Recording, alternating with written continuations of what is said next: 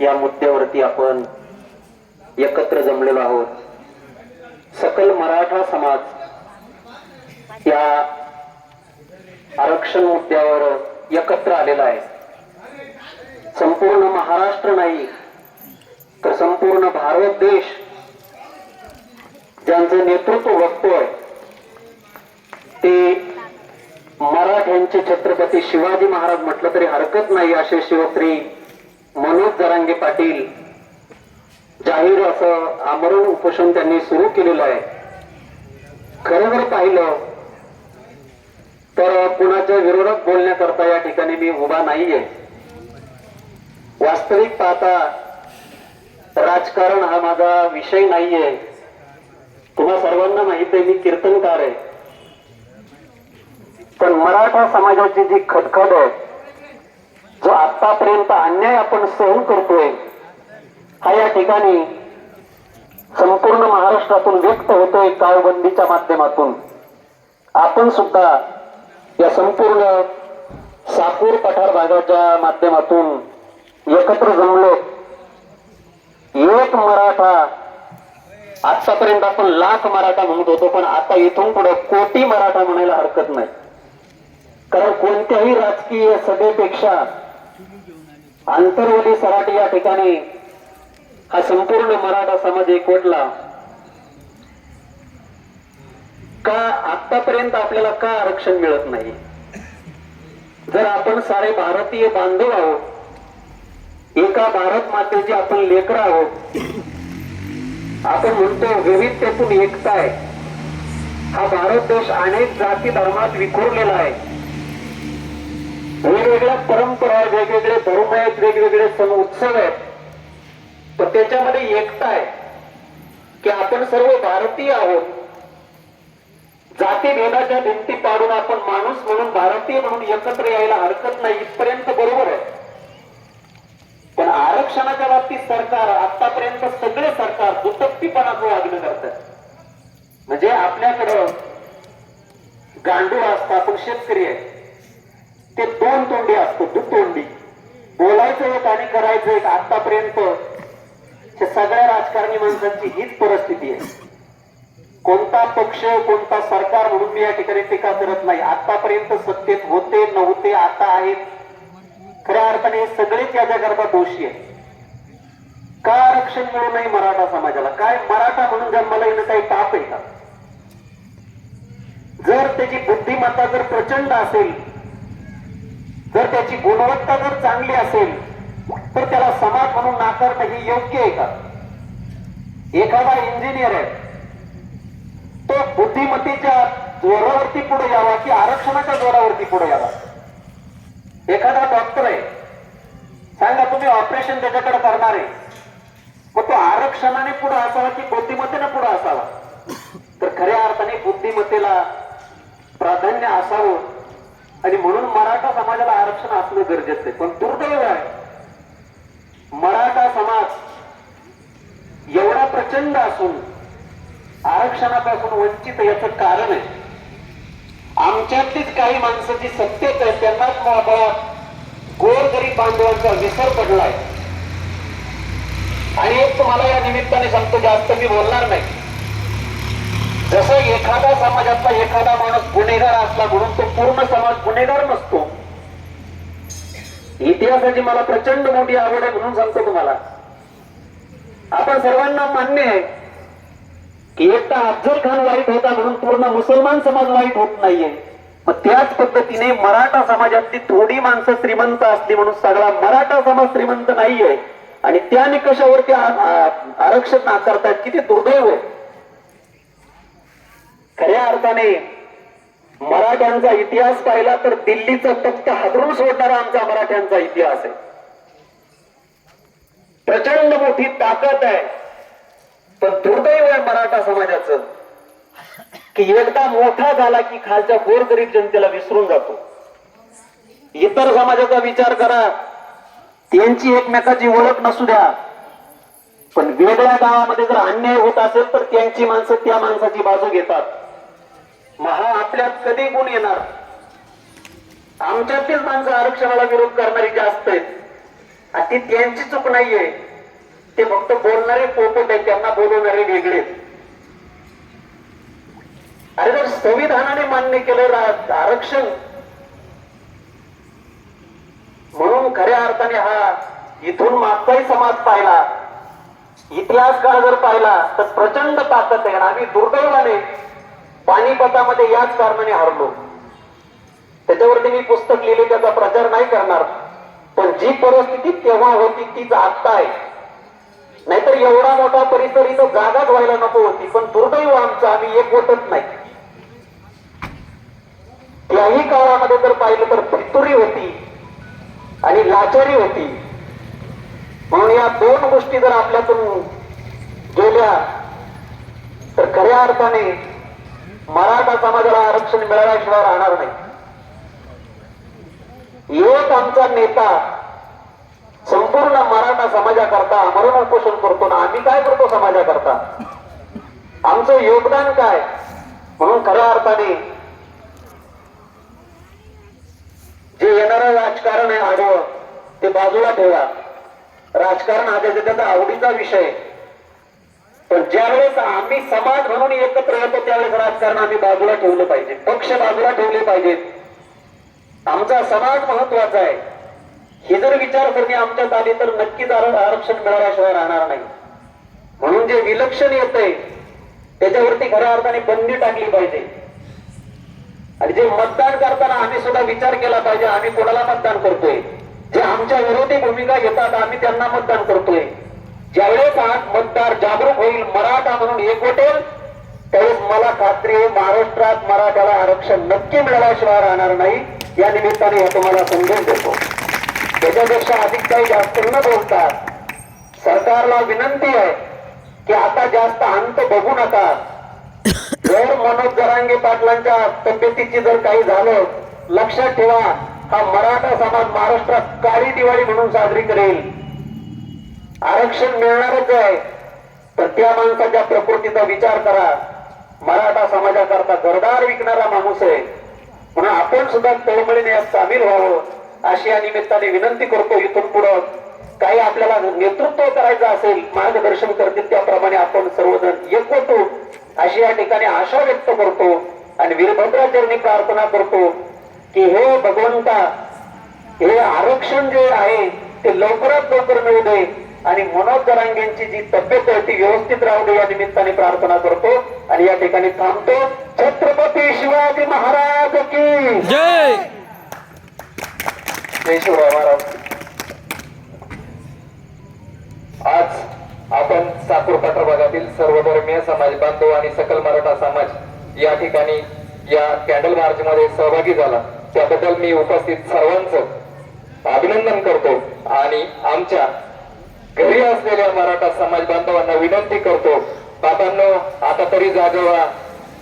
हरिभक्तपरायण शिवाजी महाराज दाते यांनी सांगितलं, पानिपत मराठी त्यावेळेस हारले होते आणि आवर्जून सांगावं लागेल त्यावेळेस महाराजांना फोन आला होता, तुम्ही पुस्तकाचं टायटल बदला, तुम्ही याच्यात मराठ्यांची बदनामी होते, मराठे का हारले पानिपत. महाराजांचं त्याच्यामध्ये अभिनंदन करावं लागेल की त्यांनी घेतलेला निर्णय हा खऱ्या अर्थानं जरी एखाद्याला वाटत असेल ते मराठे का हारले पानिपत, हे त्यांनी खऱ्या अर्थानं अभ्यास पूर्ण विवेचन त्यामध्ये केलेलं आहे.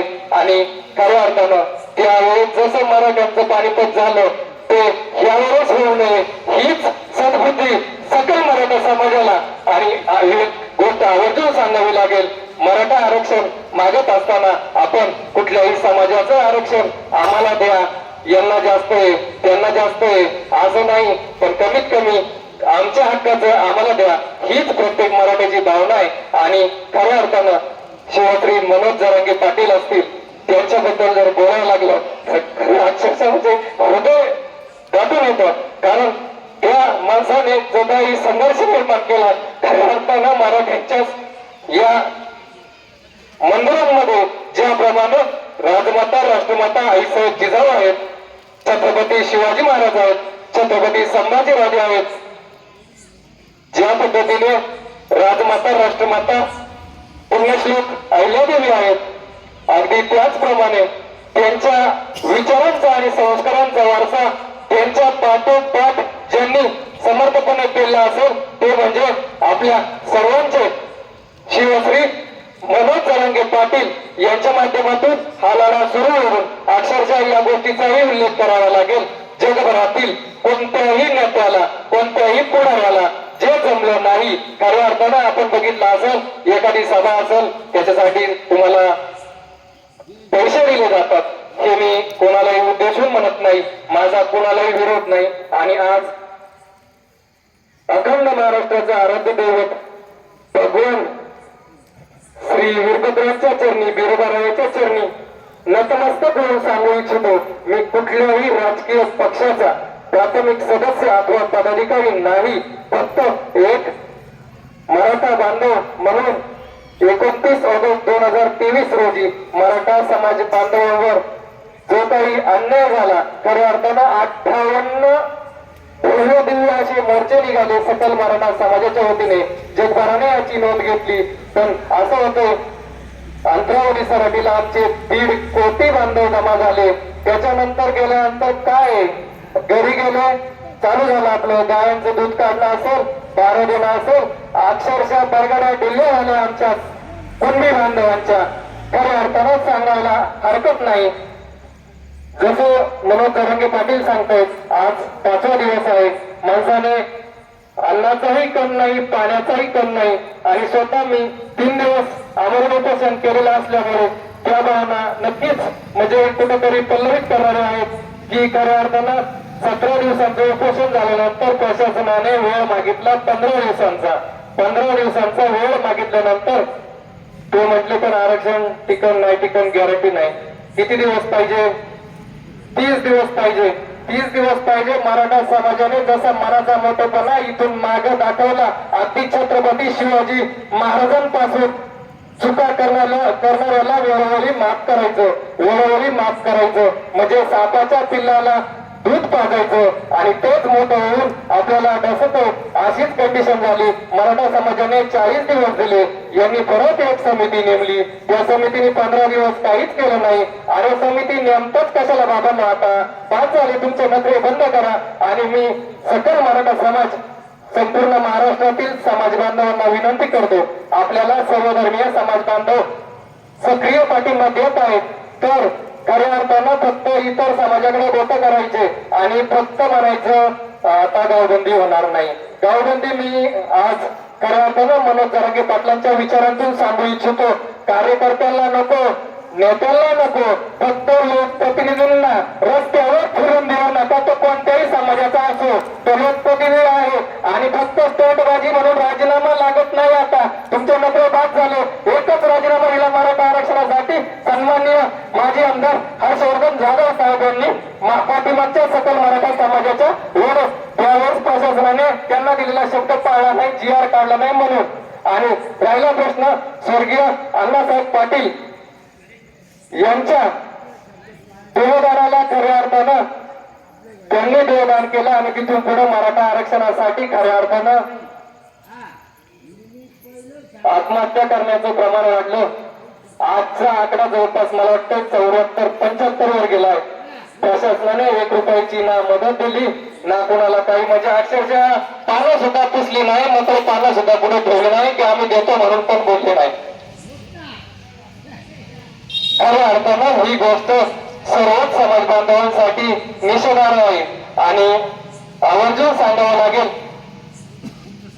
पुढील काळात एकाही लोकप्रतिनिधीला मी सांगतो, आताही तो पुढे एकाही लोकप्रतिनिधीला रस्त्यावर फिरून देऊ नका, ही माझी सर्व समाज बांधवांना विनंती आहे. आणि सकल मराठा समाजाला त्याच्या हक्काचं आरक्षण मिळालं पाहिजे. यासाठी आम्हाला आता मनोज भाऊ जरांगे जाऊन द्यायचे नाहीत, त्याच्या अगोदरच भेटलं पाहिजे.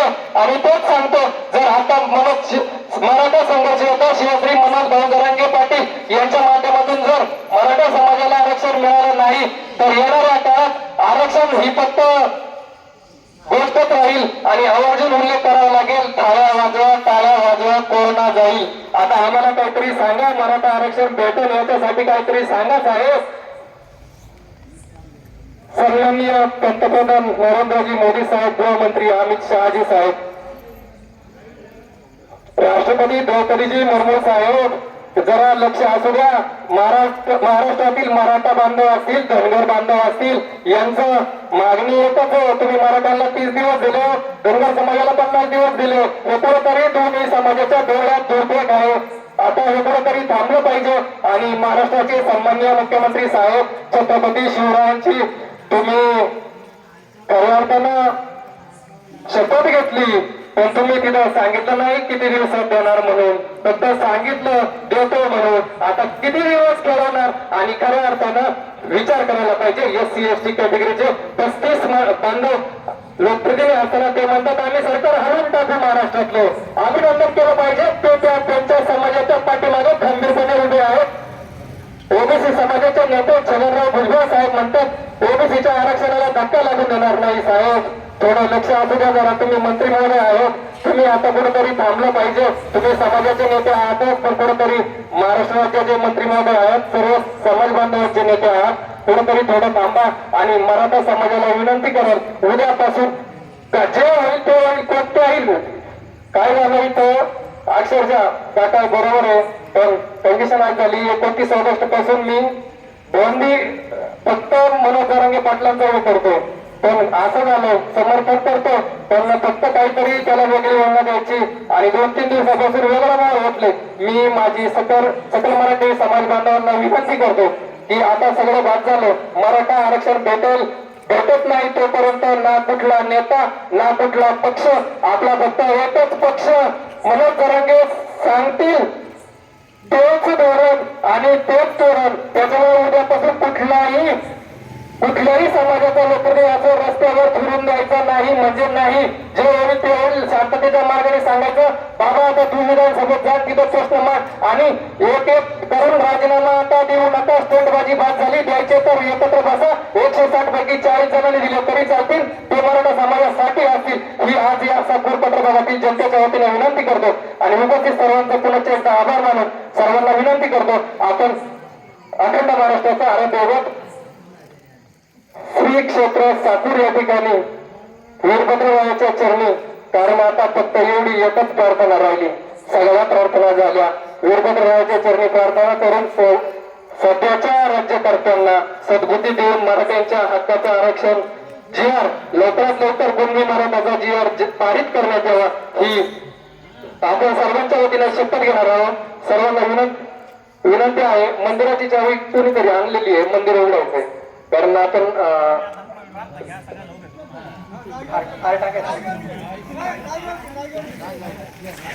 थोडक्यात आणि एक गोष्ट आवडून सांगा.